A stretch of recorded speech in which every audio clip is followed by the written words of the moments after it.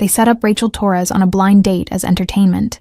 3 college acquaintances who'd never outgrown the cruelty of adolescence now weaponizing their corporate expense accounts.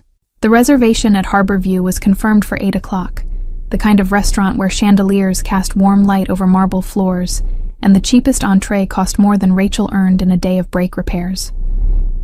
Marcus had created the fake dating profile himself, selecting her most unflattering photo from social media and crafting messages that promised genuine interest from someone successful and kind.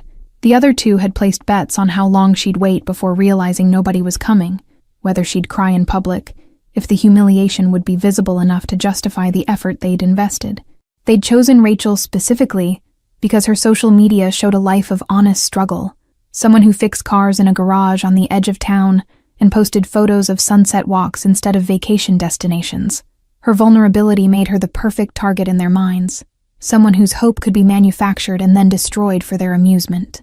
Rachel stood in her apartment bathroom that evening, holding a dress she'd borrowed from her sister, the fabric nicer than anything in her own closet, but still obviously secondhand.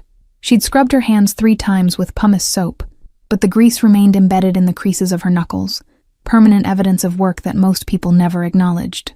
Her reflection showed someone trying too hard, hair pulled back in a style that didn't quite suit her face, makeup applied with the uncertain hand of someone who rarely wore it. The hope in her eyes made her angry at herself because she knew better than to believe in easy solutions, in men who messaged strangers with promises of dinner and conversation.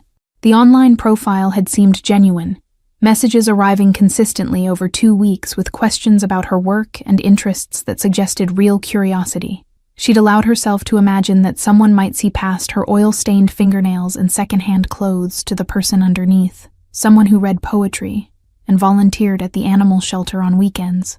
The taxi ride downtown felt like traveling to another planet, familiar streets transforming as industrial buildings gave way to glass towers and boutique shops.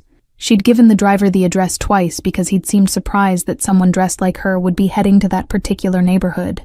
Through the window, she watched couples strolling in evening wear that probably cost more than her monthly rent, their ease in that environment marking them as natives to a world where she would always be a foreigner. The driver's eyes had found hers in the rearview mirror multiple times during the journey, his expression shifting between curiosity and something resembling pity that made Rachel's stomach twist with preemptive embarrassment. She'd noticed him glance at the oil stain on her sleeve when she'd first climbed into the back seat, watched his assessment move from her borrowed dress to her worn shoes to her hands that still bore evidence of her trade, despite aggressive scrubbing. His silence felt loaded with judgments he was too professional to voice, but couldn't quite hide from his face. Rachel turned her attention deliberately toward the window, refusing to meet his eyes again, focusing instead on the city transforming around her as they drove deeper into neighborhoods where people like her only entered through service entrances or as hired help for events they'd never attend as guests.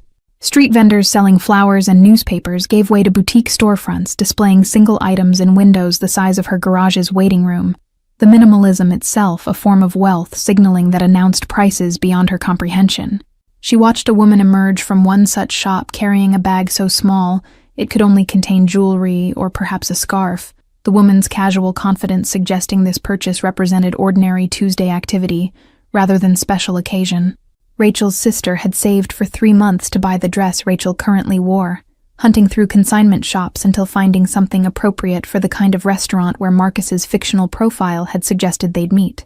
The memory of her sister's excitement while helping her prepare for this date made Rachel's chest constrict with shame that hadn't yet transformed into the anger it would eventually become when she fully processed what had been done to her. The taximeter's steady climb mirrored Rachel's rising anxiety, each increment representing money she couldn't easily spare, even with the extra shifts she'd been taking at the garage, to build a small cushion for potential emergencies. She'd calculated carefully before accepting this date, determining that the taxi fare both ways would still leave her enough for groceries through next week if she was careful about portions and stuck to basics. Her independence had always mattered more than comfort, the ability to support herself without asking for help, a point of pride that made accepting her sister's loan for tonight feel like small defeat. The numbers on the meter seemed to accelerate as they entered the restaurant district, as though even the taxi's pricing structure acknowledged that people traveling to this neighborhood operated under different financial mathematics than those traveling away from it. Traffic thickened near the waterfront, where Harborview and similar establishments lined the street like jewels on display, each entrance promising experiences Rachel had only read about in reviews she'd never imagined writing herself. Valets in crisp uniforms moved between idling luxury cars with choreographed efficiency, their movements suggesting this was merely the visible portion of complex machinery designed to make wealthy people's evenings flow without friction or awareness of logistics. Rachel watched a couple exit a Tesla and hand their keys to a valet without glancing at his face, their attention already on the restaurant entrance and whatever awaited them inside. The casual dismissal of the young man's humanity stung in ways Rachel felt personally, recognition of how invisible service workers became to people accustomed to having their needs anticipated and met without acknowledgement. The driver pulled to the curb half a block from Harborview's entrance, explaining apologetically that he couldn't get closer due to the valet queue and suggesting she could walk the short distance easily enough. Rachel paid with bills she'd folded carefully in her wallet that morning, adding a tip that was probably too generous given her financial situation, but reflected her awareness that they were both people who worked for their money.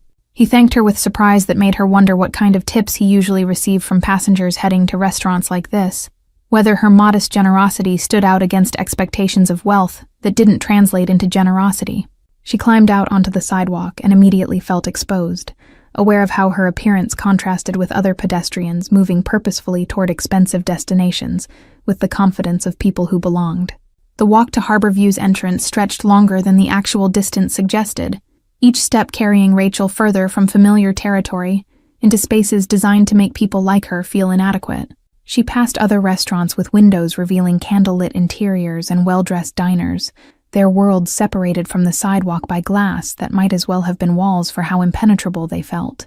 A group of young professionals spilled out of a bar, laughing about something that had happened at their office, their casual mention of bonuses and promotions representing amounts that would change Rachel's life, but apparently constituted ordinary compensation in their sphere.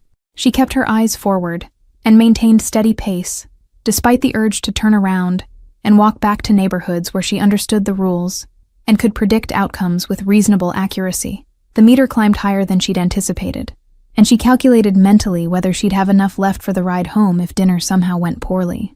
Her sister had insisted on lending her $40 for emergencies, pressing the bills into Rachel's hand with encouragement that felt both supportive and pitying. The city lights reflected off the harbor as they approached the restaurant district, beauty that existed primarily for people who could afford to purchase proximity to it. Harborview's entrance featured a doorman who assessed her appearance in one sweeping glance before deciding she merited basic courtesy, but nothing approaching warmth. Inside, the host checked his reservation list twice before confirming the booking, his expression suggesting confusion about how someone like her had secured a table. The dining room spread before her in a display of understated wealth, linen napkins folded into elaborate shapes and silverware that gleamed under artfully positioned lighting. Other diners watched her progress toward the table with the casual interest people show to anything that doesn't quite belong, their conversations pausing just long enough to register judgment. A woman in pearls leaned toward her companion and whispered something that prompted a knowing smile, the kind of interaction that communicated entire volumes about class and belonging. Rachel felt each step across the polished floor as a small act of defiance, continuing forward despite every signal that she should turn around and leave. The table for two sat near the window with a view of the harbor, boats bobbing in their slips like toys in a wealthy child's bathtub. Rachel smoothed her borrowed dress and sat carefully, hyper-aware of the oil stain on her sleeve that she'd tried unsuccessfully to hide with a cardigan. The waiter appeared immediately to offer water and explain the evening's specials in a tone that suggested he was reciting poetry to someone who couldn't appreciate it. She ordered nothing, explaining that she was waiting for her date, watching his expression shift to something between pity and amusement as he retreated. The water glass sweated condensation onto the white tablecloth, while she studied the menu to avoid making eye contact with anyone nearby. Minutes accumulated like small weights on her chest, each one adding to the growing certainty that something was wrong, that the careful hope she'd constructed was built on foundation designed to collapse. 10 minutes became 20 while Rachel checked her phone repeatedly, finding no messages or explanations for the delay. She told herself that traffic could be unpredictable, that emergencies happened, that she should give him more time before assuming the worst. The waiter circled past twice more, his patience visibly thinning as her presence occupied valuable real estate without generating revenue. Around her, the restaurant filled with the sounds of successful people enjoying expensive food, their laughter a soundtrack to her isolation. At 30 minutes, the couple at the next table began whispering behind their menus, stealing glances at Rachel with expressions that mixed sympathy and entertainment. The woman's eyes lingered on the oil stain with the kind of fascinated disgust people show toward things that confirm their assumptions about social hierarchies. Her companion smirked and said something too quiet for Rachel to hear, but clearly about her. Their shared amusement at her expense another layer of humiliation. Rachel's face burned, but she maintained her posture, spine straight, and hands folded calmly in her lap despite the trembling she couldn't quite control. She refused to give whoever had orchestrated this the satisfaction of watching her flee or cry, her pride the only possession she'd brought that couldn't be diminished by expensive surroundings. The borrowed dress felt like costume now. Her attempt at transformation revealed as naive belief that presentation could overcome the permanent markers of her actual life. The waiter returned at 40 minutes with barely concealed irritation, suggesting that perhaps her companion had been delayed, and she might prefer to wait at the bar. His tone made clear this was less suggestion than instruction. The restaurant's patience with her occupation of premium seating finally exhausted. Rachel nodded and began gathering her purse, preparing to complete her humiliation by relocating to a bar stool where she'd be less visible reminder of whatever had gone wrong. She signaled for the check, determined to pay for her water and leave with whatever dignity remained salvageable from the evening's wreckage. The waiter pulled a small leather folder from his apron, relief evident in his expression that this uncomfortable situation was finally resolving itself. Rachel opened her wallet and extracted bills, her hands steady now that the decision to leave had been made, the worst of it almost over. At that precise moment, the restaurant's entrance doors swung wide, admitting a gust of cool evening air and a presence that immediately altered the room's entire atmosphere. Vincent Moretti entered with his daughter Lucy, balanced on his hip, her small hands gripping his tailored jacket, while her curious eyes scanned the dining room with unfiltered interest. Every head turned toward them, not because children were unusual in such establishments, but because Vincent carried authority that preceded him like a change in air pressure. The maitre d' materialized at Vincent's side with deference that bordered on fear, offering the best table in the house despite the full reservation book visible on his podium. Vincent declined with a slight headshake, his eyes already scanning the room in the automatic threat assessment of someone who'd survived by never fully relaxing. Lucy squirmed in his arms and pointed toward the window where boats rocked gently in their slips, her 3-year-old voice cutting through the subdued atmosphere with demands to see the water up close right now. Rachel fumbled with her money as the waiter hovered, her hands shaking slightly as she tried to extract enough bills to cover the water and a reasonable tip. The humiliation sat heavy in her chest, making each breath feel inadequate. Every second in this restaurant, another layer of shame she'd carry home like unwanted baggage. She could feel the stares from nearby tables intensifying now that her date's absence had been confirmed by her attempt to pay and leave, their entertainment reaching its conclusion. Vincent settled Lucy into the chair beside him at their corner table and began the familiar negotiation about sitting still and using indoor voices that didn't carry across entire rooms. The child ignored him completely, her attention captured by something across the dining room that her father couldn't yet identify from his angle. She pointed with the unself-conscious enthusiasm of someone too young to understand social boundaries, or the weight her father's reputation carried in spaces like this. Lucy's small voice rang out clearly in a momentary lull in the restaurant's ambient noise, declaring that the sad lady by the window had the same kind of dirty hands as Tony who fixed their motorcycles. Every diner within earshot turned to follow Lucy's pointing finger, their gazes landing on Rachel with renewed interest that transformed her private shame into public spectacle. The woman in pearls actually laughed, a sharp sound quickly muffled behind her napkin, but unmistakably delighted by this new development. Rachel felt the weight of collective attention like physical pressure against her skin, dozens of eyes cataloging her inadequacies with the efficiency of people practiced at identifying who didn't belong in their spaces. The couple at the adjacent table had abandoned all pretense of discretion, openly staring while the man pulled out his phone to photograph, or perhaps record the scene unfolding. She recognized the performative cruelty of people who'd weaponize her humiliation on social media, turning her worst evening into entertainment for strangers who'd never consider how it felt to be reduced to content. The waiter who'd been hovering impatiently now froze completely, his earlier irritation replaced with calculation about whether intervening would help or worsen whatever was developing between his restaurant's most important patron and the woman everyone had been watching fail at maintaining dignity. The woman in pearls leaned so far toward her companion that Rachel could hear fragments of their whispered conversation. Words like embarrassing and desperate and what was she thinking? floating across the space between tables with casual viciousness. Her companion's response included speculation about whether this was some kind of social experiment, or perhaps a reality show setup, his tone suggesting he found the entire situation amusing rather than uncomfortable. Rachel wanted to stand and leave, but Lucy's innocent declaration had temporarily paralyzed her capacity for decisive action. Her mind struggling to process why a child would be commenting on her hands in the middle of her carefully orchestrated public humiliation. The absurdity of having her working-class markers pointed out by a 3-year-old, while she sat abandoned at a table set for 2, felt like narrative flourish too heavy-handed for fiction. Yet here she was, living through it anyway. The restaurant's ambient noise had dropped to near silence as more diners became aware something interesting was happening, conversations trailing off while people oriented their attention toward the drama by the window. Rachel could feel their collective anticipation, the crowd's hunger for resolution that would either validate their assumptions about her or provide unexpected twist they could discuss later.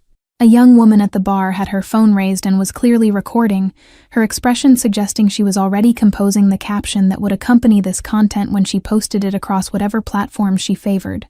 Rachel understood with sick certainty that her evening would be preserved digitally, that tomorrow people who'd never met her would watch her sit alone in borrowed clothes, while strangers judged her worthiness to occupy space in an expensive restaurant. The maitre d' had appeared at the edge of Rachel's awareness, hovering near the kitchen entrance with expressions suggesting he was weighing options for managing situation that threatened to disrupt his carefully maintained atmosphere.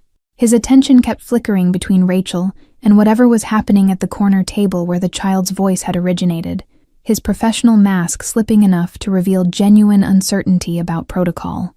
Rachel realized that her presence had become problem-requiring solution, that she'd transformed from merely unwanted guest into active disruption that management would need to address. The awareness that she was about to be asked to leave cut through her paralysis with sharp clarity, anger finally beginning to surface beneath the layers of embarrassment she'd been drowning in for the past 40 minutes. The waiter returned to Rachel's table, moving with new purpose, the check folder clutched in his hand like shield, or possibly weapon, depending on how she chose to respond to what was clearly coming. His professional courtesy had evaporated completely, replaced with barely concealed eagerness to conclude this uncomfortable situation and reclaim his table for customers who would actually order food and tip appropriately. Rachel saw him open his mouth to deliver whatever script he'd prepared for evicting her, saw the exact moment when his gaze shifted past her shoulder and his expression transformed from determination to something approaching fear. The change was so dramatic that Rachel turned to see what had caused it, following his sightline toward the corner table where a man was rising from his seat with a small child in tow.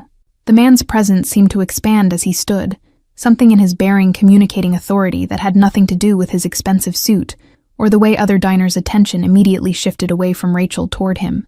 The woman in pearls who'd been so entertained by Rachel's humiliation suddenly found her silverware fascinating, her companion becoming intensely focused on his wine glass as though it contained answers to questions he hadn't asked. The young woman at the bar lowered her phone rapidly, her recording apparently concluding abruptly now that someone more significant than a humiliated mechanic had entered the scene. Rachel watched this collective retreat with confusion, unclear why one man's decision to stand would cause such dramatic shift in the room's entire atmosphere and energy. The waiter froze mid-transaction, his expression shifting from impatience to uncertainty, as he registered the connection between the woman he'd been dismissing and the child of Vincent Moretti. His hand remained extended for Rachel's money, but his attention had pivoted completely toward the corner table, calculating new social mathematics that might affect his position. Rachel's face flushed deeper as she realized a small child was now participating in her public humiliation, innocent observation somehow worse than adult cruelty. Vincent followed his daughter's gesture and saw Rachel clearly for the first time, his trained eye immediately cataloging details that told a complete story. The borrowed dress that didn't quite fit, the oil stain poorly concealed by a cardigan, the desperate composure of someone enduring something painful but refusing to break. He recognized the signs of a setup with the instant clarity of someone who'd orchestrated similar scenarios for very different purposes, understanding the mechanics of public humiliation, like a native language. Lucy slipped from her chair before Vincent could prevent it, moving with the fearless confidence of a child who'd never learned that approaching strangers carried risks. She crossed the space between tables while her father rose to follow, her small legs carrying her directly toward Rachel with single-minded determination. Vincent caught up as Lucy arrived at Rachel's table, his hand settling gently on his daughter's shoulder in restraint that was both protective and apologetic. Rachel looked down at the child in complete confusion, her mind still processing the abrupt shift from preparing to leave to being approached by a little girl with soft brown curls. Lucy's bright smile cut through her embarrassment like unexpected sunlight through clouds, the simple directness of children who hadn't yet learned that some people weren't supposed to talk to others. Behind the child, Rachel saw a man in an expensive suit, his controlled movements and watchful eyes suggesting someone accustomed to command, his expression unreadable as he assessed the situation his daughter had created. Vincent's apology emerged in a low voice that carried undertones of authority despite its surface politeness, explaining that his daughter was still learning about personal space and appropriate behavior in public settings. His eyes met Rachel's with intensity that seemed to see past her embarrassment to something underneath, evaluation happening in seconds that would take others minutes. The waiter retreated rapidly, suddenly unwilling to complete a transaction that might displease Vincent Moretti, leaving Rachel holding her money with no clear destination for it. Lucy ignored her father's gentle attempt to guide her back to their table, instead climbing uninvited into the empty chair across from Rachel and announcing her desire to know about the dirty hands. She asked if Rachel fixed cars like Tony, who worked on their motorcycles, her enthusiasm genuine and uncontaminated by the social judgments that had filled the room minutes earlier. The question hung in the air while other diners watched with fascination, wondering how this unexpected intersection of worlds would resolve itself. Rachel found herself answering before she'd consciously decided to speak, explaining that yes, she was a mechanic, that the stain came from changing someone's oil filter that afternoon, and helping a single mother whose car had died in the grocery store parking lot. Lucy's face lit up with pure delight, and she began firing rapid questions about engines and tools, her interest so genuine that Rachel felt something loosen in her chest. For the first time since entering Harborview, she wasn't being judged or pitied, just seen by a child who cared only about the interesting nature of her work. Vincent observed the interaction with growing curiosity, noting how Rachel's defensive posture softened as she engaged with Lucy's questions without condescension or false enthusiasm. Most people who encountered his daughter in public either ignored her completely or offered the patronizing cheerfulness adults used with children they didn't actually like. Rachel spoke to Lucy like she was a person worth taking seriously, explaining how engine grease bonded with skin oils at a molecular level and never fully washed out no matter how much soap you used. The restaurant's atmosphere shifted subtly as Vincent remained at Rachel's table, other diners returning to their meals with studied casualness while maintaining peripheral awareness of the situation. The waiter reappeared to ask if everything was satisfactory, his earlier dismissiveness replaced with careful attention to Vincent's presence, an obvious desire to avoid any misstep that might register as disrespect. Rachel still held her money, uncertain whether she was supposed to pay or leave, or somehow extract herself from an interaction she didn't remotely understand. Lucy solved the problem by declaring loudly that Rachel should eat dinner with them because she was interesting and looked hungry, and it wasn't fair that she was sitting alone. Her child's logic bypassed every social complexity, reducing the situation to simple elements of kindness and inclusion that made sense in her uncomplicated worldview. Vincent's expression flickered with something that might have been amusement, as he considered whether to override his daughter's invitation, weighing factors that Rachel couldn't begin to guess at. The seconds stretched, while Rachel waited for Vincent to collect his child and leave her to finish her exit in relative peace, the brief interruption already fading into the evening's catalog of humiliations. Instead, Vincent asked quietly if she had somewhere else to be, if someone was expecting her, his tone making absolutely clear he'd already deduced the truth about her abandoned date.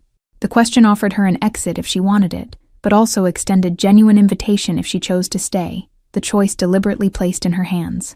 Rachel heard herself accepting, before her rational mind could catalog all the reasonable objections that should have prevented her from dining with strangers, particularly strangers whose surname carried weight she didn't fully understand. Lucy cheered with uninhibited joy and immediately began suggesting menu items, pointing to pictures and describing elaborate preferences that seemed impossibly sophisticated for someone who still needed help cutting her food. The waiter appeared at Vincent's slight gesture, his entire demeanor transformed by the prospect of serving Moretti rather than evicting an unwanted guest who'd overstayed her welcome.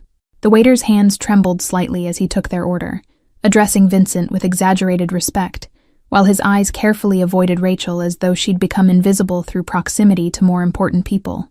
Lucy ordered pasta with butter, and absolutely nothing else, explaining seriously to Rachel that vegetables were acceptable in theory, but not in practice, especially not the green ones that tried to hide under cheese. Vincent ordered wine without consulting the list, naming a vintage that made the waiter's eyebrows rise before he hurried away to retrieve it from whatever temperature-controlled vault the restaurant maintained for its most expensive bottles.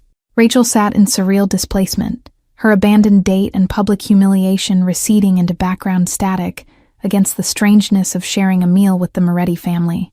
She'd heard Vincent's name before, whispered in her garage when certain customers came to have their luxury vehicles serviced with no questions asked about modifications or unusual compartments. The mechanics who'd worked in the city longer than Rachel had warned her to be polite if anyone connected to that name ever appeared, to fix whatever they brought quickly and efficiently, and forget what she'd seen. Lucy filled the silence with cheerful chatter about her day at preschool, describing conflicts over toy ownership and alliance shifts in the sandbox, with the seriousness of someone reporting on international diplomacy. She explained that Emma had broken the sharing agreement by giving the blue truck to James instead of Lucy, a betrayal that apparently violated some complex treaty Rachel couldn't quite follow. Vincent listened with patient attention, asking clarifying questions about which friend had done what and why the truck's color mattered so much, his focus on his daughter complete despite the way his eyes occasionally swept the room. The waiter produced menus with flourish that contrasted sharply with his earlier dismissive efficiency, opening Rachel's to a page featuring entrees whose prices she tried not to look at directly, for fear her expression would reveal her shock. Vincent ordered for Lucy without consulting the children's menu, requesting modifications to adult dishes that the waiter noted with careful attention, as though each detail carried weight beyond mere culinary preference. Rachel studied the menu with growing panic, unable to identify a single item she could afford, even with the money she'd brought for taxi fare, awareness dawning that she was trapped in a situation where refusing to order would be insulting, but ordering anything would exceed her financial capacity. Vincent seemed to sense her discomfort without her voicing it, and suggested the salmon, mentioning casually that it was excellent here, and that everything was on his account regardless. The statement delivered with enough certainty to forestall argument. The breadbasket arrived with steam still rising from the cloth-wrapped rolls, accompanied by butter that had been molded into small rosettes and chilled to exactly the right consistency for spreading. Lucy immediately grabbed the largest piece and began dissecting it with her fingers, explaining to Rachel that you had to check bread carefully because sometimes restaurants hid things inside like raisins or nuts that could ruin everything. Vincent intercepted his daughter's increasingly destructive bread examination and demonstrated proper butter application, his movements precise enough to suggest either military training or obsessive personality that demanded order even in simple tasks. Rachel accepted her own role and found herself mimicking Vincent's careful method, hyper-aware that even something as basic as eating bread apparently had correct technique in places like this. Other diners had returned to their meals, but maintained peripheral awareness of Vincent's table, their attention less obvious now, but still present in occasional glances, and the way conversations near them stayed slightly quieter than tables farther across the room. Rachel noticed a man in an expensive suit at the bar watching them with expression she couldn't quite read, something in his stillness suggesting professional interest, rather than casual curiosity about why Moretti was dining with someone so obviously outside his usual social circle. Vincent's posture shifted almost imperceptibly, and he made brief eye contact with the man, some wordless communication passing between them that lasted only seconds before the observer returned his attention to his drink. The silent exchange reinforced Rachel's growing awareness that Vincent operated in contexts she didn't understand, with rules and hierarchies that remained invisible to people like her who existed completely outside those power structures. Lucy had finished her bread examination and declared it acceptable, though she'd created enough crumbs on the tablecloth to suggest a small explosion had occurred in front of her seat. She leaned toward Rachel conspiratorially and whispered loudly that her daddy always picked boring restaurants where kids had to be quiet and still, but Rachel seemed nice, so maybe it was okay this time. Vincent overheard this assessment and raised an eyebrow at his daughter, who responded with exaggerated innocence that fooled absolutely no one, but made Rachel laugh despite her lingering nervousness. The child's ability to diffuse tension through sheer force of personality was remarkable, her presence making it impossible for the evening to become too heavy or serious when she was constantly inserting observations about why forks had 4 points instead of 3. Rachel found herself relaxing incrementally, drawn into Lucy's narrative about the fundamental injustice of nap time, when there were still puzzles incomplete and stories unfinished. The child's worldview reduced everything to simple principles of fairness and fun, untainted by the complicated calculations that governed adult interactions. Vincent's gentle corrections when Lucy's story grew too elaborate or strayed into obvious exaggeration showed practiced patience, the kind developed through repetition rather than natural temperament. The wine arrived in a bottle that probably cost more than Rachel's monthly rent, presented to Vincent for approval with ceremony that bordered on religious ritual.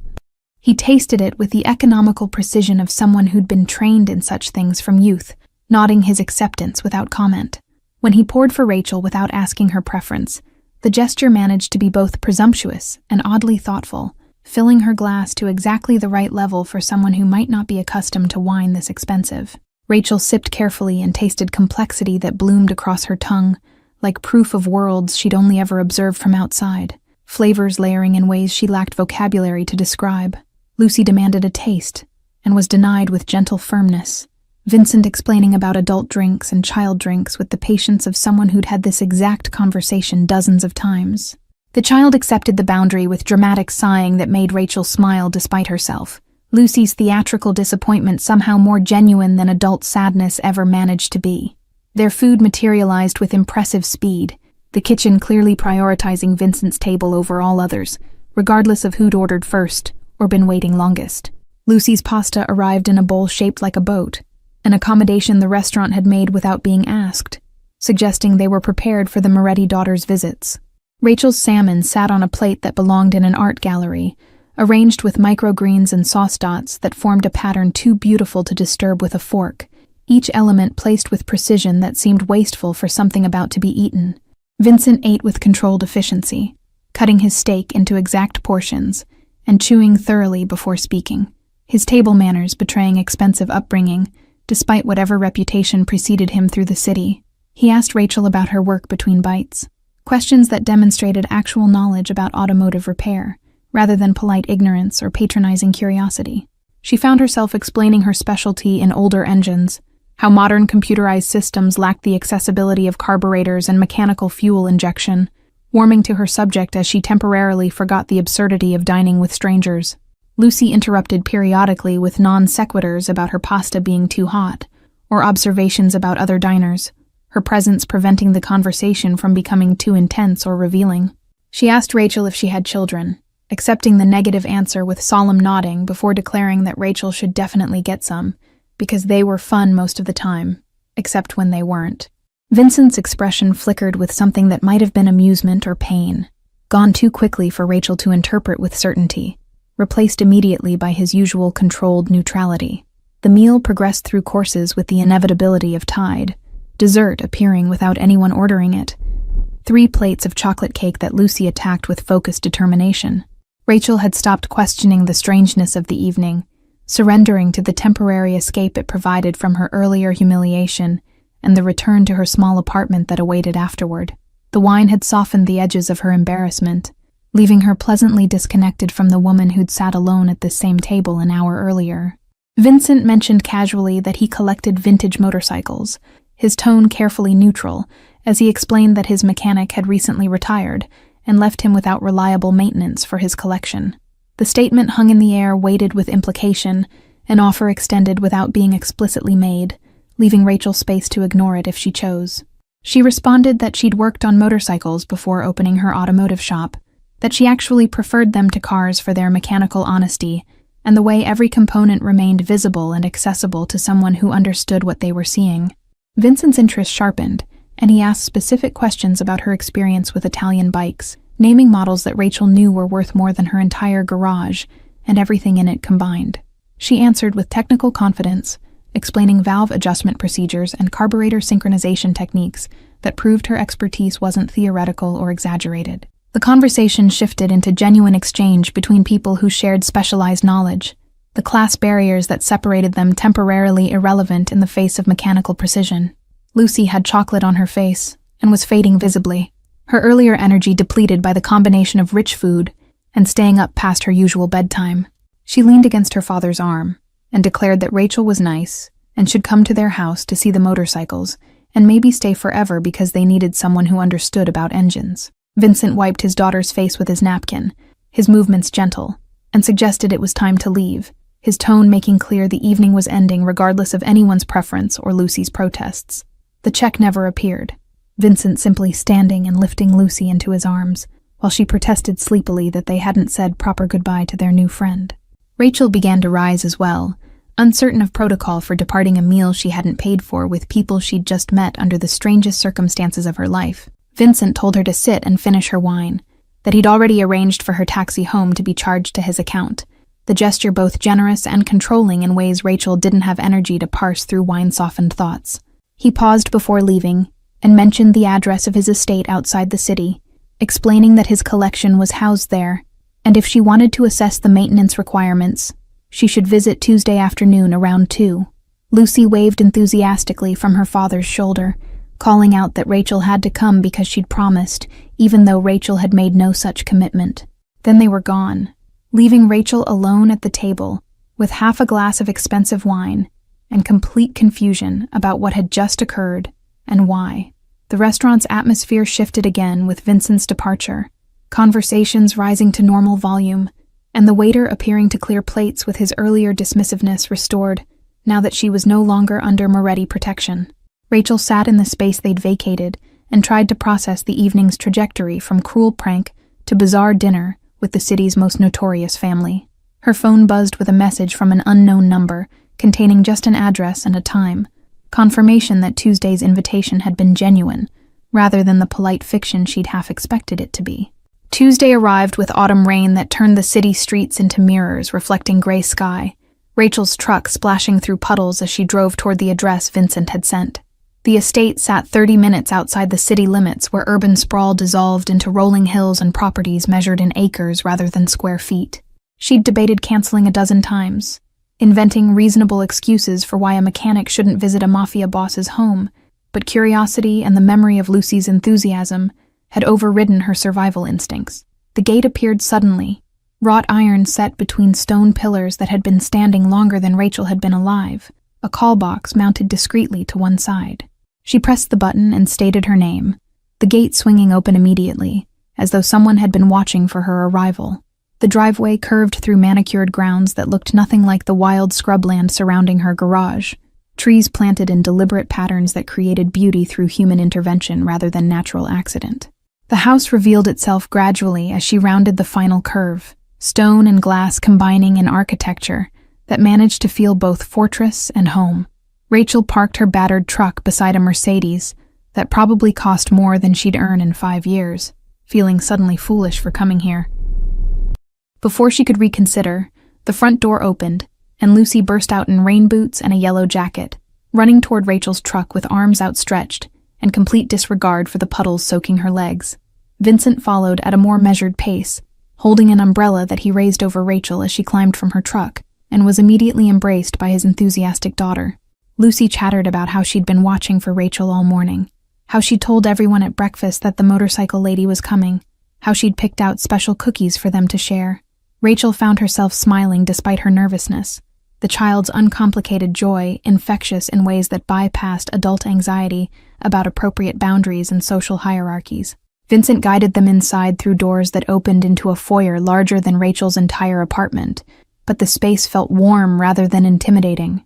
Family photographs lined one wall, Lucy at various ages mixed with images of Vincent with people Rachel didn't recognize, the kind of casual documentation of life that suggested this was a home rather than a showpiece. Lucy insisted on giving Rachel a tour, dragging her by the hand through rooms that combined expensive furnishings with scattered toys, evidence of childhood existence preventing the house from becoming a museum. The kitchen smelled of fresh coffee and something baking, a woman in her 60s turning from the oven to greet them with the familiarity of someone who'd worked here long enough to be family. She introduced herself as Maria and told Lucy to let their guest breathe before dragging her all over the house. Lucy ignored this advice completely, pulling Rachel toward the back doors and the property beyond where the real treasure apparently waited. The motorcycle collection occupied a climate-controlled building that had probably been stables once, the structure converted but retaining original character in exposed beams and stone walls.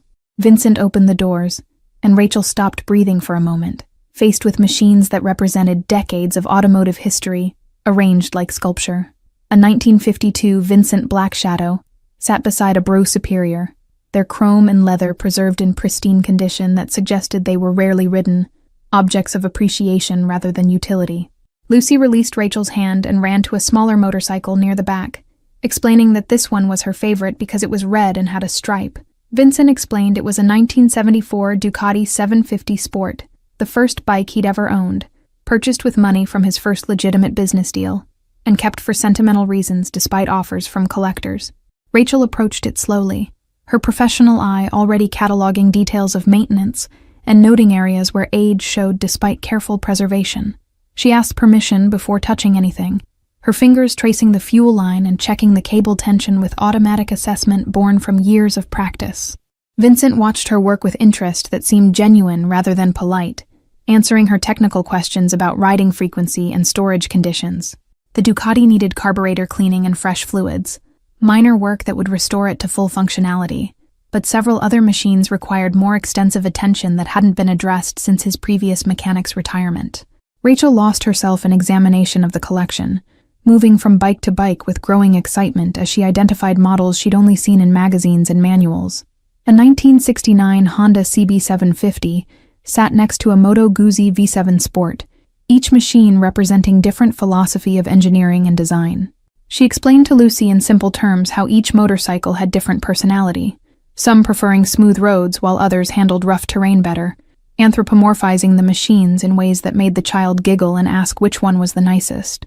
Vincent offered her the job without ceremony, stating a monthly retainer that made Rachel's eyes widen and suggesting she could work on the collection at her own pace around her regular garage schedule.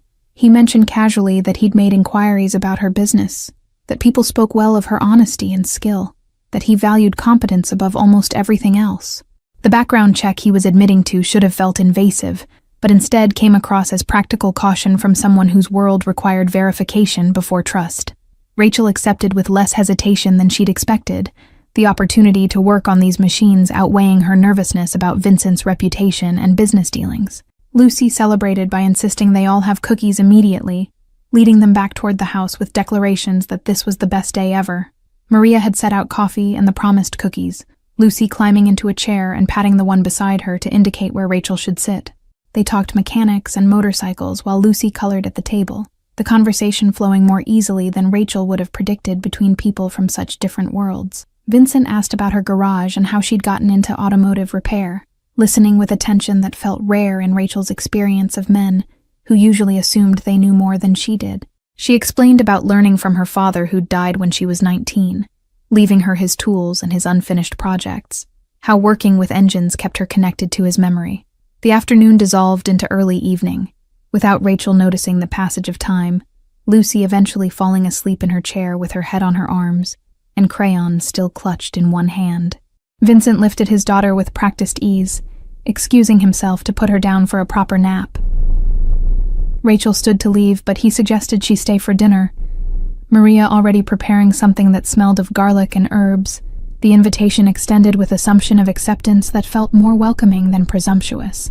Dinner happened in the kitchen rather than formal dining room, Maria joining them at the table with the ease of someone who'd earned her place in this household through years, rather than employment contract. The conversation ranged across topics that had nothing to do with motorcycles or mechanics, Vincent asking Rachel about books she'd read and places she'd traveled, revealing unexpected knowledge about poetry when she mentioned loving Mary Oliver. The man who ran illegal operations through the city quoted verses about wild geese and grasshoppers, his dangerous reputation sitting oddly beside literary sensibility. Lucy woke after an hour and appeared in the kitchen rubbing her eyes, climbing into her father's lap without asking permission, and studying Rachel with sleepy contentment. She announced that Rachel should come every Tuesday, and also maybe other days too, her logic simple and inarguable in her 3-year-old mind. Vincent explained gently that Rachel had her own work and life, that they couldn't monopolize all her time, but his daughter remained unconvinced by adult reasoning about schedules and obligations.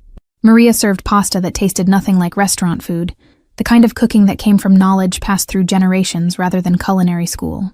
Rachel found herself talking about her garage and the customers who became regulars, the single mothers whose cars she fixed at discount, and the elderly man who visited weekly just to tell stories about the vehicles he'd owned across his lifetime.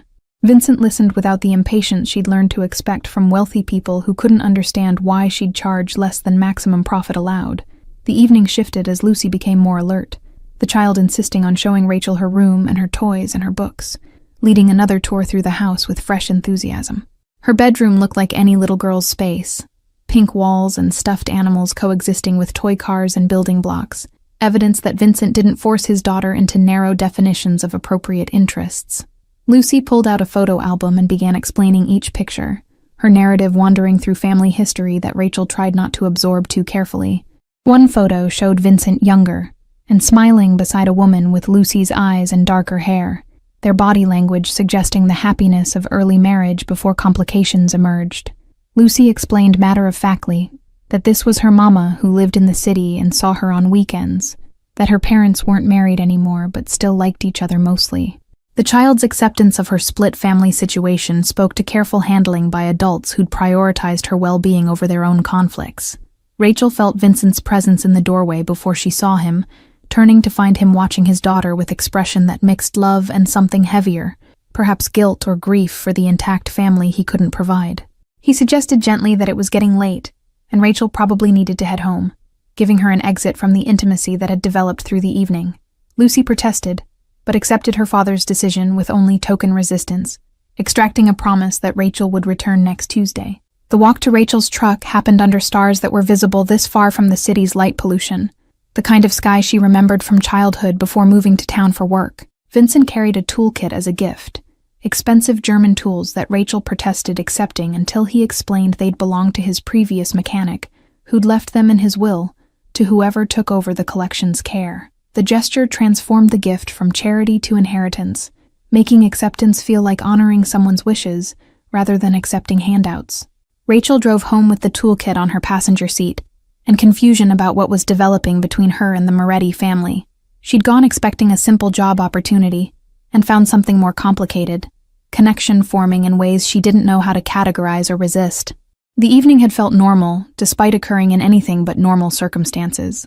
Lucy's presence perhaps making it impossible for adult complications to dominate completely. Her phone buzzed as she pulled into her apartment complex, a message from Vincent thanking her for her patience with Lucy, and confirming next Tuesday's arrangement. The text included a separate message from Lucy dictated to her father, strings of emoji hearts and smiley faces that made Rachel laugh alone in her truck. She responded simply, thanking him for dinner and promising Lucy she'd return, aware she was committing to something that extended beyond professional obligation, into territory she couldn't map. Sleep came slowly that night, Rachel's mind replaying moments from the evening and trying to understand Vincent beyond his reputation. The man who quoted poetry and tenderly carried his sleeping daughter matched poorly with stories whispered about Moretti business dealings and disappeared rivals. She wondered if people were more complicated than their reputation suggested, or if she was being naive about dangers she couldn't see clearly from her position outside his world. Tuesday became routine over the following weeks, Rachel arriving at the estate to work on the motorcycle collection, while Lucy orbited her progress with questions and commentary. The child appointed herself assistant mechanic, fetching tools with serious concentration and offering suggestions that showed she'd been absorbing Rachel's explanations about how engines worked. Vincent often joined them in the garage, content to watch and occasionally help with tasks requiring extra hands, their conversations flowing easily around Lucy's interruptions.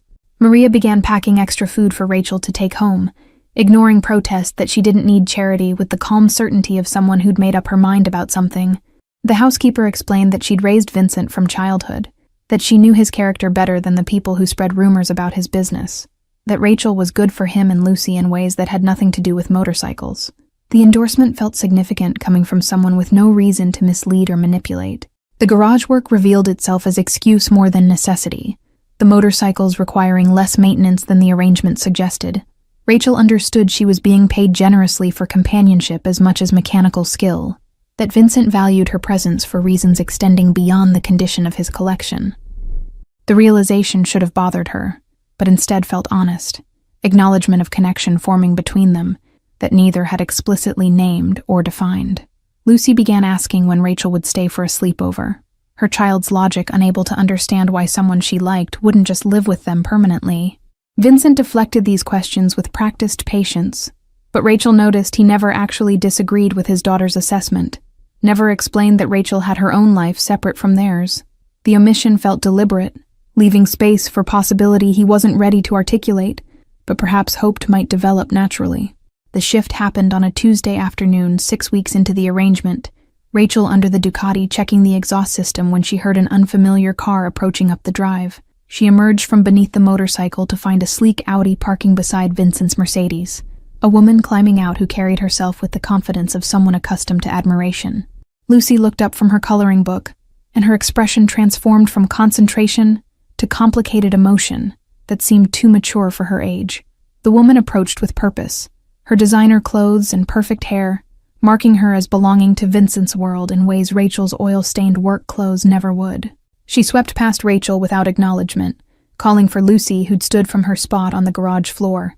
The child went to her mother with less enthusiasm than Rachel had expected, submitting to the embrace but not returning it with her usual physical affection.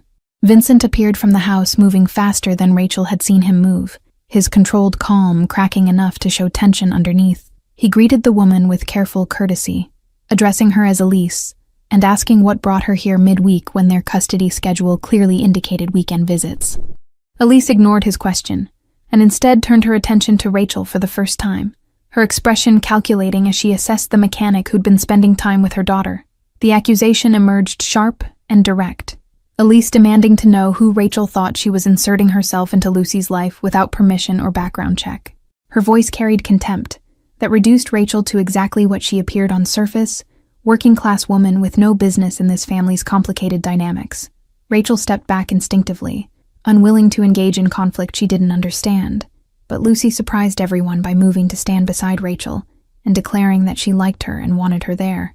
Vincent's expression hardened as he explained coldly that Rachel was his employee and guest, that Elise had no authority over who visited his home during his custody time. The conversation escalated quickly into coded references to past arguments, their history revealing itself through shortcuts and implications that excluded Rachel from full understanding. Elise mentioned concerns about appropriate influences and Lucy's exposure to people without proper background, her meaning clear, even through diplomatic phrasing. Rachel felt herself shrinking under scrutiny that reduced her to symbol of everything Elise feared about Vincent's world, the dangerous associations and poor judgment that might contaminate their daughter. She offered to leave and give them privacy to discuss whatever needed discussing, but Vincent's hand on her shoulder stopped her retreat. He told Elise that she was welcome to discuss concerns through their lawyers, but that she didn't get to show up unannounced and attack his guests, his voice carrying edge that reminded Rachel exactly who she was dealing with. Elise's composure cracked slightly, and she revealed the real source of her concern, that mutual friends had seen Vincent and Rachel at Harborview, that people were talking about the mechanic who'd somehow captured Moretti's interest. The vulnerability underneath her anger became visible, fear that she was being replaced in Lucy's affection by someone she considered unworthy of the position. Rachel understood suddenly that this wasn't about her specifically, but about Elise's complicated feelings regarding her ex-husband and their failed marriage. Lucy began crying, overwhelmed by adult emotions she couldn't process or understand, asking why everyone was fighting when Rachel was nice and hadn't done anything wrong. Vincent lifted his daughter and spoke to her quietly, explaining that adults sometimes disagreed about things, but that it would be okay, that everyone here loved her very much. The child buried her face in his shoulder, her small body shaking with sobs that seemed to drain the hostility from the moment. Elise's expression shifted as she watched Vincent comfort their daughter, something in her face softening toward genuine concern rather than territorial anger. She approached Rachel directly and apologized stiffly for her rudeness, explaining that she worried about Lucy's well-being constantly, and sometimes that worry expressed itself poorly. Rachel accepted the apology with quiet dignity, understanding that fear motivated the attack more than actual malice toward someone Elise didn't even know. Vincent suggested they move this conversation inside, where Maria could watch Lucy while the adults talked properly without audience.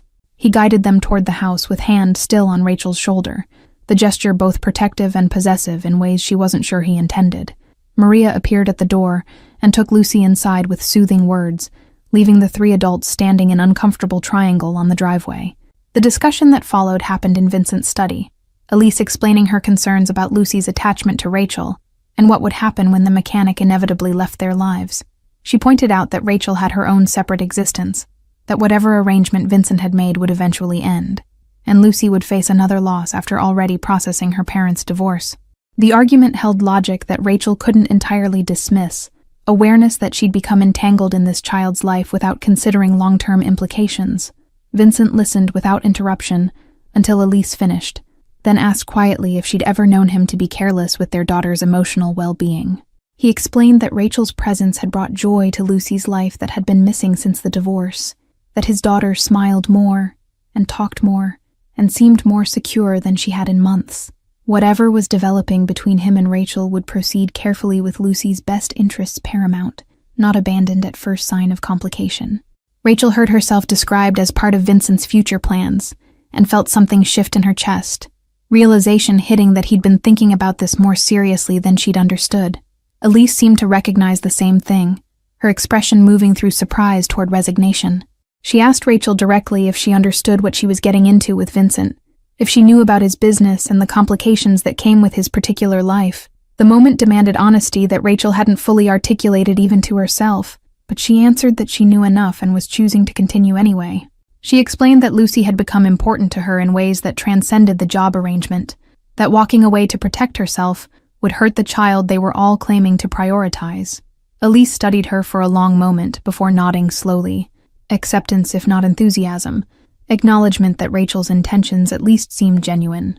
Elise left an hour later with promises to maintain scheduled custody arrangements and to give Rachel's presence in Lucy's life a chance to prove itself beneficial rather than harmful.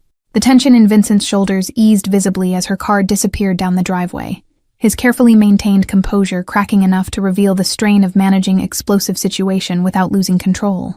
Rachel stood beside him in uncertain silence, aware that something fundamental had shifted in their arrangement, but unclear what that meant for her continued involvement with this family. Lucy emerged from the house where Maria had distracted her with cookie decorating, chocolate on her face and relief in her expression when she saw all the adults still present and apparently calm. She ran to Rachel first rather than her father, wrapping small arms around the mechanic's legs and asking if everyone had stopped being mad now.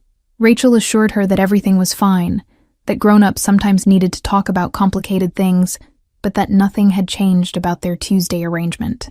Vincent watched this interaction with expression that Rachel couldn't quite read, something in his eyes suggesting he was reevaluating decisions, or perhaps confirming conclusions he'd already reached.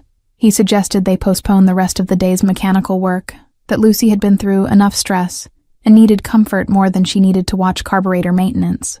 Rachel agreed immediately, recognizing that her continued presence might provide stability for a child who'd just witnessed conflict between the adults in her world. They spent the remainder of the afternoon in Lucy's playroom, the child orchestrating elaborate scenarios with her toy cars and demanding Rachel and Vincent both participate in narratives that made sense only to 3-year-old logic. The normalcy of play seemed to restore Lucy's equilibrium, her earlier distress fading as she directed them through adventures involving talking motorcycles and cars that could fly. Vincent threw himself into the pretend with surprising commitment, providing voices for different vehicles, and accepting Lucy's corrections when he deviated from her vision. Maria called them for early dinner, comfort food that felt appropriate for the day's emotional weather, and Lucy insisted Rachel sit in what was apparently becoming her usual chair. The conversation stayed deliberately light, avoiding any reference to Elise's visit, or the tensions it had exposed.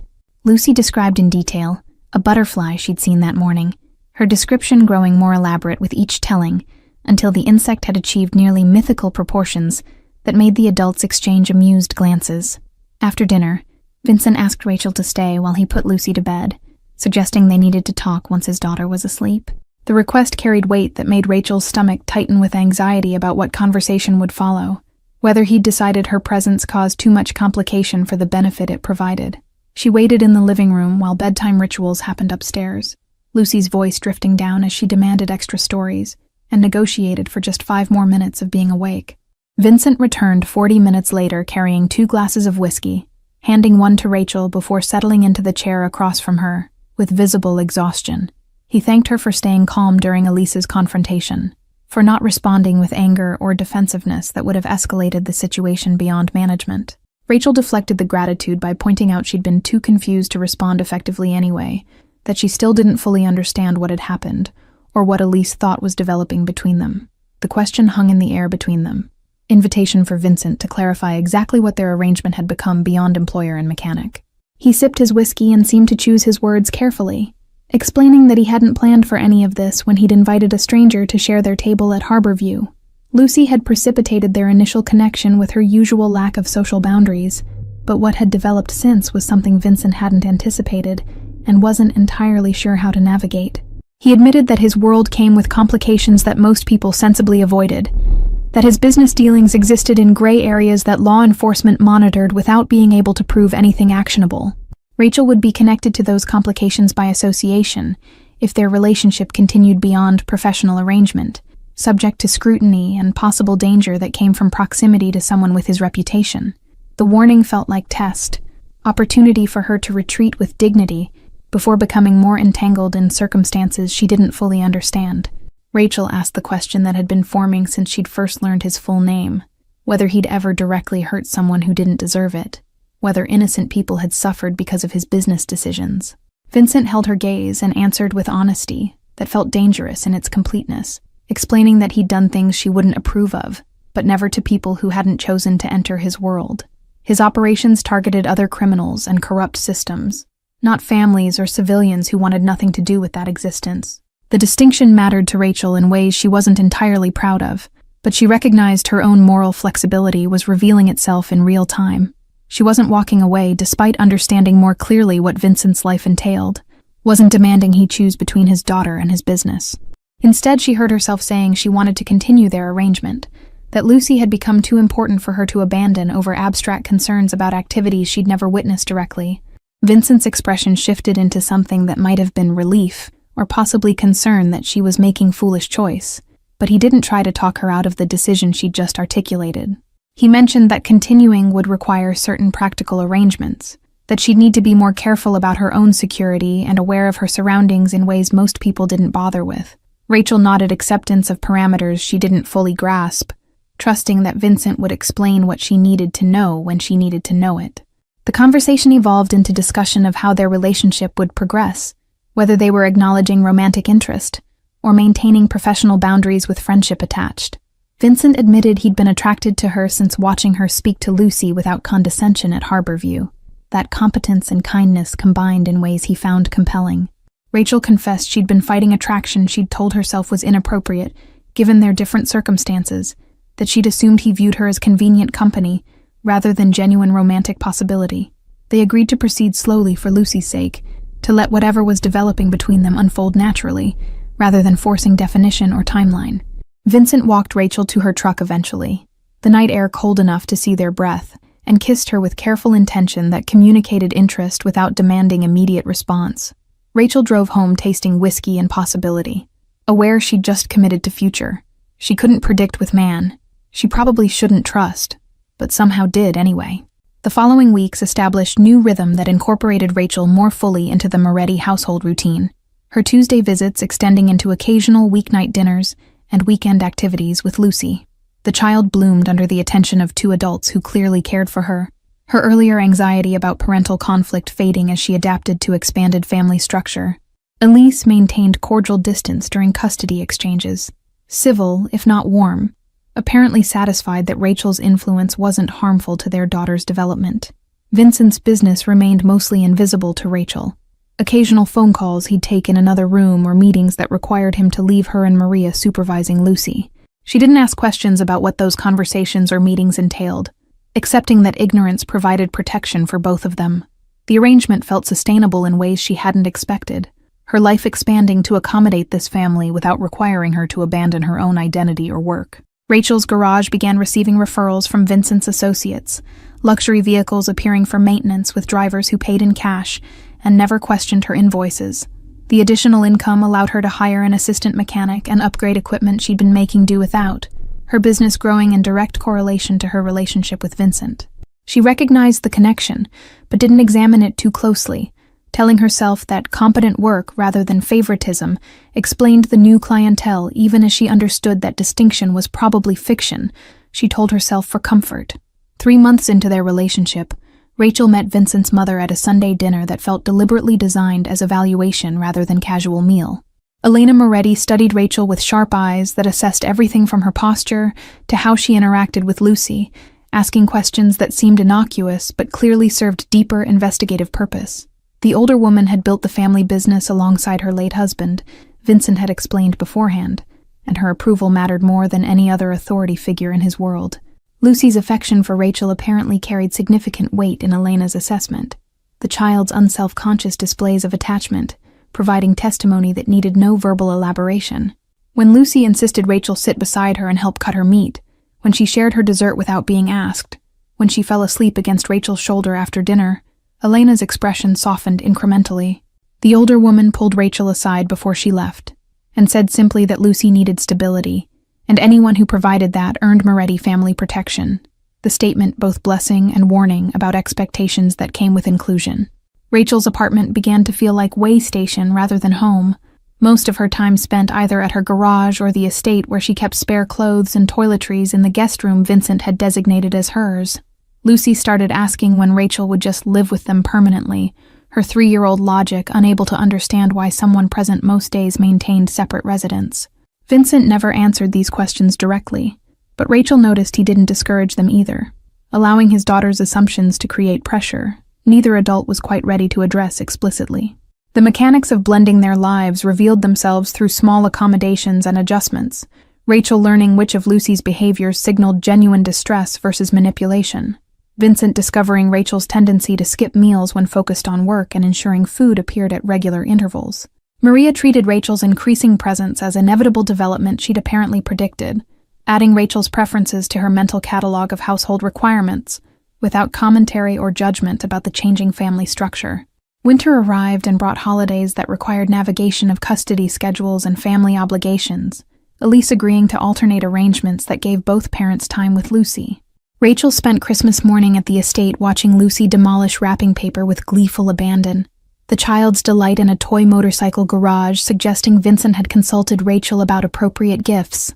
The domesticity of the scene struck Rachel as surreal even as she participated fully, her life transformed in less than 6 months from solitary mechanic to de facto stepmother. Vincent gave Rachel a gift that demonstrated attention to details she hadn't realized he'd noticed, a first edition of Mary Oliver's poems, with inscription about finding family in unexpected places. She'd given him leather gloves for writing, practical gift that acknowledged their shared interest while avoiding presumption of deeper meaning. Lucy gave Rachel a drawing of 3 people holding hands, the figures labeled in careful preschool letters as Daddy, Lucy, and Rachel, the child's vision of her family unit rendered in crayon and hope. The new year brought discussion about formalizing Rachel's position in Lucy's life, Vincent mentioning that legal arrangements could protect everyone's interests if Rachel was committed to permanent involvement. The conversation happened late at night after Lucy's bedtime, both of them tired, and maybe that exhaustion lowered usual defenses. Rachel admitted she couldn't imagine her life without Lucy now, that walking away would hurt her as much as it would hurt the child, that she understood she was essentially proposing to commit to both Morettis, even if traditional marriage wasn't immediately under discussion. Vincent's business experienced some unspecified conflict that brought increased security to the estate, guards appearing at the gate and accompanying Lucy's movements with heightened vigilance. Rachel wasn't told details, but understood something dangerous was happening in Vincent's other world, threats serious enough to warrant visible protection for his family. She found herself included in those protection protocols. Her truck followed discreetly when she drove to her garage, her apartment checked regularly by people she never saw, but whose presence Vincent confirmed. The danger felt abstract until Rachel found her garage vandalized one morning, tools scattered and equipment damaged in destruction that communicated message rather than random violence. Vincent arrived within minutes of her call, his expression cold, in ways she hadn't seen directed toward her vicinity before. He explained that someone was trying to leverage her against him, that attacking what he cared about was standard tactic in conflicts between organizations, that she needed to stay at the estate until the situation resolved itself through channels she shouldn't know about. Lucy sensed the tension despite adult efforts to maintain normalcy, becoming clingy and tearful in ways that broke Rachel's heart. The child asked repeatedly if Rachel was leaving, if the bad people would hurt her, questions that revealed she understood more about her father's world than anyone had realized. Vincent and Rachel both reassured her with promises they hoped they could keep, their shared concern for Lucy's emotional state becoming foundation for decisions about how to proceed with their relationship and the complications it had inherited. Rachel moved into the estate officially, her apartment lease terminated and possessions absorbed into Vincent's home with efficiency that suggested this had been inevitable rather than crisis response. Her garage remained open with her assistant managing daily operations while she worked primarily on Vincent's collection and accepted only select outside clients. The adjustment felt less dramatic than she'd anticipated, perhaps because she'd been gradually inhabiting this life for months already. The official transition merely acknowledging reality that had already developed. Elena visited more frequently, her presence providing additional security through reputation as much as physical protection. The older woman taught Rachel things about Vincent's world without explicitly naming what she was teaching, lessons about situational awareness and reading people's intentions and understanding when to ask questions versus when to stay silent. Rachel absorbed this education alongside learning Lucy's bedtime preferences and Vincent's coffee habits, her life becoming comprehensive immersion in Moretti family culture. The conflict that had triggered heightened security resolved through methods Rachel didn't ask about, Vincent's tension gradually easing and guards becoming less visible though not absent. Life returned to approximate normalcy with new baseline that included Rachel's permanent presence, Lucy's joy at this development, evident in her renewed energy and confidence. The child started telling people at preschool about her family of 3, her narrative including Rachel. With same certainty she included her father, the truth of their bond not requiring legal documentation to feel real. Vincent proposed on a Tuesday evening in the motorcycle garage where they'd first connected, Lucy presenting the ring with solemn importance and asking if this meant Rachel was officially her mother now. The ring was beautiful, but not ostentatious. Diamond set in platinum with inscription inside about unexpected grace. Rachel said yes while covered in engine grease with oil in her hair, Lucy cheering and Vincent kissing her with relief that suggested he'd genuinely been uncertain of her answer, despite months of evidence pointing toward this conclusion. The engagement party happened at the estate with attendance from Vincent's business associates and legitimate friends, the mixture of worlds creating atmosphere that would have seemed impossible to Rachel a year earlier. Elena toasted the couple with words about family being chosen rather than only inherited, her approval cementing Rachel's position in ways that mattered beyond romantic relationship. Lucy served as unofficial hostess, introducing Rachel to guests as her almost mother with pride that made several hard men's expressions soften unexpectedly. Elise attended briefly, bringing a gift and offering congratulations that seemed genuine, if complicated by her own feelings about her ex-husband's new life. She pulled Rachel aside to thank her for being good to Lucy, for not trying to replace her in their daughter's heart, but instead expanding the circle of people who loved the child. The conversation felt like final acceptance, acknowledgement that their family structure might be unconventional, but was working for everyone involved, especially the little girl at the center of it all. Plans for a small wedding began taking shape, Lucy insisting on being flower girl and having extensive opinions about dress colors and flower choices. Vincent let his daughter direct most decisions, his primary concern being that Rachel was happy, and Lucy felt included in creating their official family unit. Rachel found herself planning a future she couldn't have imagined when she'd walked into Harborview for a date that never arrived, grateful for the cruelty that had inadvertently led her to this unexpected family. The wedding happened in early spring in the estate's garden, cherry blossoms providing canopy for ceremony attended by carefully selected group that represented both Vincent's worlds. Lucy took her role seriously, scattering petals with concentrated precision and standing between Vincent and Rachel during vows. The officiant acknowledged the unique family they were forming, 3 people committing to each other rather than traditional dyad, Lucy's importance to the marriage recognized explicitly in the ceremony structure. Rachel wore a simple dress that allowed her to move comfortably and didn't require constant adjustment, her practical nature asserting itself even in wedding attire. Lucy's dress matched in color, the child's insistence that they coordinate honored by Vincent, who'd learned to pick his battles with his determined daughter. Elena cried quietly in the front row, her husband's absence acknowledged through empty chair beside her, the family legacy continuing through Vincent's unlikely choice of partner. The reception transformed the estate into celebration space, music and food and people who'd learned to coexist across different segments of Vincent's life. Rachel danced with her new husband, while Lucy insisted on joining them, the 3 of them moving together in approximation of grace that made guests smile. Elena gave a speech about unexpected blessings, and the family's tradition of choosing partners with strength to match their own, her words elevating Rachel's background rather than dismissing it. Elise arrived for the final hour with a gift for Lucy, a locket containing photos of both her mothers, so she could carry them both always. The gesture moved Rachel unexpectedly. recognition that Elise was actively supporting Lucy's expanded family despite her own complicated feelings. They spoke briefly about custody schedules and Lucy's transition to kindergarten, their conversation civil and focused on the child they both loved. Whatever past tensions dissolved into shared priority. Lucy fell asleep during the reception in Rachel's arms, exhausted from excitement and secure enough to rest wherever she landed. Vincent found them like that and stopped to simply watch for a moment, his expression revealing the peace he'd found in this unexpected family configuration. Rachel met his eyes over their daughter's head and smiled, understanding passing between them that needed no verbal expression. The honeymoon was delayed because neither Vincent nor Rachel wanted to leave Lucy, their family unit too new and precious to separate even briefly. Instead, they took a week at the estate with Maria handling everything, while the three of them existed in bubble of family time.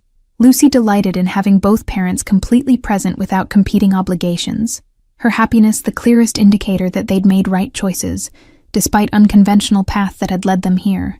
Rachel's garage thrived under her assistant's management, but she found herself less interested in returning to full-time work outside the estate. Her priorities shifted by family responsibilities and the satisfaction of maintaining Vincent's collection. She taught Lucy basic mechanical principles using toy engines Vincent had acquired for this purpose. The child's interest genuine and her aptitude surprising. The thought of eventually teaching Lucy to ride motorcycles felt simultaneously terrifying and perfect. Continuation of the connection that had begun in a restaurant when a 3-year-old had asked about dirty hands. Vincent's business continued in its usual patterns, but his participation became more selective, delegating more to trusted associates so he could prioritize family time. Elena approved this transition and began grooming younger family members for leadership roles, the organization's future secured without requiring Vincent's constant attention. Rachel never became involved in the business directly, but her presence influenced Vincent's decisions, his choices reflecting concern for maintaining the life they'd built together. The community center where they'd launched the automotive education program began expanding into other practical skills training, Rachel's success demonstrating that young people responded to instruction that connected directly to employability and independence. She recruited other tradespeople from her network to teach plumbing basics and electrical work fundamentals, creating curriculum that demystified skilled trades for teenagers who'd been tracked toward college as though it were the only path to dignity.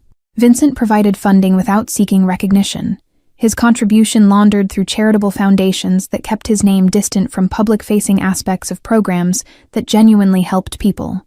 Rachel understood this separation was necessary given the source of the money, but privately she appreciated that Vincent's complicated empire at least produced some unambiguous good that benefited families who'd never know the Moretti name or understand where their opportunities originated. Lucy's growing awareness of her father's reputation created new challenges as she began understanding that other children's parents sometimes reacted to the Moretti name with expressions she couldn't interpret but recognized as different. She asked Vincent directly one evening why Emma's mother had gotten weird when she'd invited Emma for a playdate, her child's directness forcing conversation he'd been hoping to delay until she was older. Rachel sat beside him while he explained in age-appropriate terms that some people made judgments based on stories they'd heard rather than actual experience, that the Moretti name carried history that wasn't always fair, but was real nonetheless. Lucy processed this information with the seriousness of someone learning that the world contained complexities her previous understanding hadn't accommodated, her questions revealing she was developing awareness that would eventually require more complete explanations than they were providing now. The balance between protecting Lucy's innocence and preparing her for the reality of her family's position became ongoing negotiation that Rachel and Vincent revisited regularly as she matured. They decided together that honesty served her better than fantasy, that age-appropriate truth would give her tools to navigate a world that would always see her through the lens of her father's reputation. Rachel's presence in these conversations brought perspective Vincent valued, her outsider status providing clarity about how normal people perceived the Moretti name, and what Lucy would face as she moved through spaces where that name preceded her. Elise participated in these discussions during their increasingly frequent co-parenting meetings. The three adults united in determination to raise Lucy with enough self-awareness to protect herself without developing shame about her family. Rachel's garage had evolved into something beyond simple automotive repair, becoming a hub for young people interested in trades and older mechanics who appreciated working environment that valued skill over credentials. She'd hired 2 more mechanics and an office manager, her business growing beyond what she could manage alone while maintaining her teaching schedule and family responsibilities. The expansion felt both exciting and slightly terrifying. Success carrying obligations she hadn't fully anticipated when she'd been working alone with rented tools and more ambition than capital. Vincent offered business advice when she asked, but respected her need to build something that belonged to her, rather than existing as extension of his resources and influence. The anniversary of their meeting at Harborview arrived, and Vincent surprised Rachel by reserving the same table where she'd sat alone waiting for a date that never came. The gesture both romantic and slightly painful in its reminder of that evening's humiliation. They brought Lucy, who listened with fascination to the story of how they'd met, her child's perspective finding nothing strange about the fact that her family had begun with a cruel prank, and her own innocent observation about dirty hands. The waiter who'd been dismissive to Rachel that first night had been replaced, but the new server treated them with respect that had nothing to do with Vincent's reputation, and everything to do with how they treated him in return. Small victory that mattered more to Rachel than she would have predicted. Elena's health had stabilized enough to allow her to attend Lucy's kindergarten graduation, the older woman insisting on being present for family milestones, despite her doctor's recommendations about limiting activity. She'd told Rachel privately that she'd lived long enough to see Vincent build something good, that knowing he had partners strong enough to stand beside him gave her peace about stepping back from active involvement in family business. The conversation had felt like blessing and burden simultaneously, Elena's confidence in Rachel's strength also acknowledging the challenges that would come with being Moretti matriarch when Elena eventually passed. Rachel wasn't sure she was ready for that responsibility, but understood readiness might not be prerequisite, that life demanded we grow into roles whether we felt prepared or not. Lucy started kindergarten with confidence born from secure home environment, her teachers noting her leadership qualities and tendency to include children others overlooked. She talked constantly about her family, showing photos of her mothers and father with pride that suggested no confusion about how her situation differed from classmates. When asked about having two mothers, Lucy explained simply that she was lucky to have extra people who loved her, her child's wisdom cutting through adult complications about family structure. The first year of marriage established rhythms and patterns that worked for their specific family configuration, flexibility built into every arrangement to accommodate Lucy's needs, and the reality that they were building something without clear template. Rachel and Vincent learned each other's boundaries and triggers, their communication improving through necessity and genuine desire to make their partnership work. Lucy flourished in an environment where she felt secure and valued, her earlier anxiety about abandonment fading as consistent presence of her parents provided foundation she needed. Elena's health began declining, her age and lifetime of stress catching up, despite her determination to remain formidable. She spent more time at the estate with Vincent and his family, Lucy bringing her great-grandmother joy that seemed to ease her physical discomfort.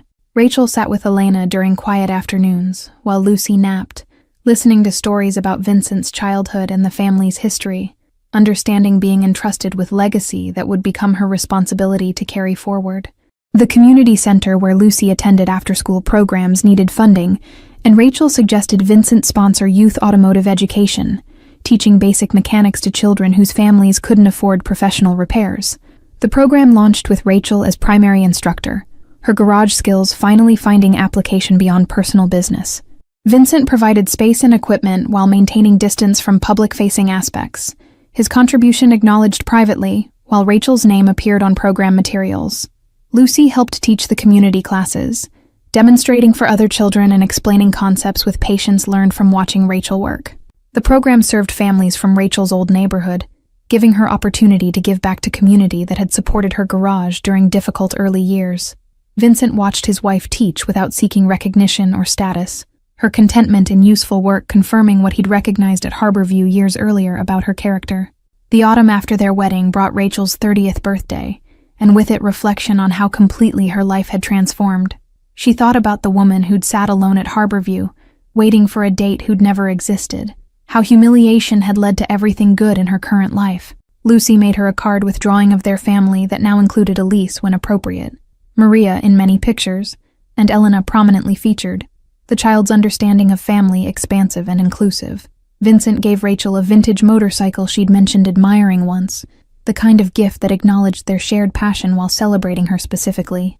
They rode together on autumn afternoons while Lucy stayed with Maria, the freedom of movement and wind and speed, providing escape from daily responsibilities. These rides became their private time, space to remember who they'd been individually before becoming partners and parents. maintaining connection that existed separate from their roles in Lucy's life. The year closed with holiday celebrations that felt established rather than experimental, their family traditions solidifying through repetition and shared history. Lucy asked Santa for a baby sibling, her request making both Rachel and Vincent laugh while privately discussing whether they wanted to expand their family further. The conversation remained open-ended, but the fact they were having it at all demonstrated how secure their foundation had become, how the impossible family created through accident and choice had proven itself sustainable and real. Thank you all for following this story. If you enjoyed it, please write in the comments where you're watching from, and don't forget to like, subscribe, and share this video. Your support means everything and helps me continue bringing you stories about unexpected families, second chances, and the beautiful ways love finds us when we least expect it. Remember that kindness opens doors we didn't know existed, and sometimes the greatest blessings come disguised as public humiliation at expensive restaurants.